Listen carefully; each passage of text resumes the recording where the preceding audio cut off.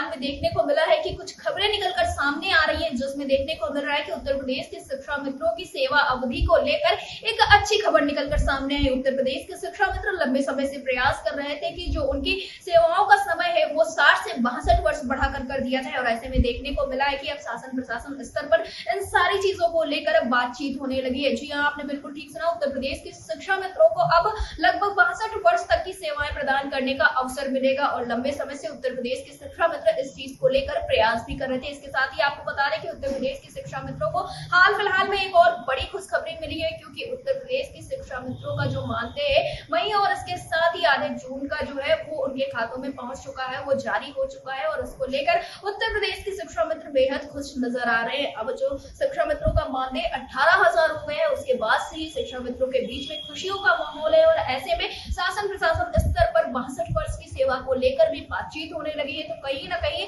इसे एक सकारात्मक ढंग से देखा जा रहा है। उत्तर प्रदेश के शिक्षा मित्रों ने अथक प्रयास किया, और उसके बाद अब देखने को मिल रहा है कि शासन स्तर पर उत्तर प्रदेश के शिक्षा मित्रों को लगातार कुछ ना कुछ सौगात देने की बात कही जा रही है, और ऐसे में उत्तर प्रदेश के शिक्षा मित्र बेहद खुश नजर आ रहे हैं। फिलहाल तो शिक्षा मित्रों का यही कहना है कि सरकार सबसे पहले उनका समायोजन कर दे, और उसके साथ ही जो इनकी बढ़ोतरी हुई है उसे थोड़ा और बढ़ा दिया जाए, क्योंकि जब 2017 में इनका समायोजन रद्द हुआ था उसके पहले लगभग इन्हें 40,000 रुपए का मानदेय मिलता था। लेकिन वक्त बीता और 2017 में इनका जब समायोजन रद्द हो गया तो उस दौरान देखने को मिला कि शिक्षा मित्रों को तमाम समस्याओं का सामना करना पड़ा। जो तमाम सुविधाएं इन्हें मिल रही थी, जो इन्हें तमाम सुविधाएं मुहैया कराई गई थी, वो सारी चीजें अचानक से बंद हो गई, जिससे कहीं ना कहीं उत्तर प्रदेश के शिक्षा मित्रों को एक भारी ठेस पहुंची थी। लेकिन फिर देखने को मिला है कि संवाद से समाधान की ओर बढ़कर अब उत्तर प्रदेश के शिक्षा मित्रों के मानदेय में भी बढ़ोतरी हो गई। इसके साथ ही इन्हें कैशलेस इलाज की भी सुविधा मिल गई, और पूरी तरह से देखने को मिल रहा है कि अब 62 वर्ष को लेकर भी शासन प्रशासन स्तर पर बातचीत होने लगी है। तो ये कहा जा सकता है कि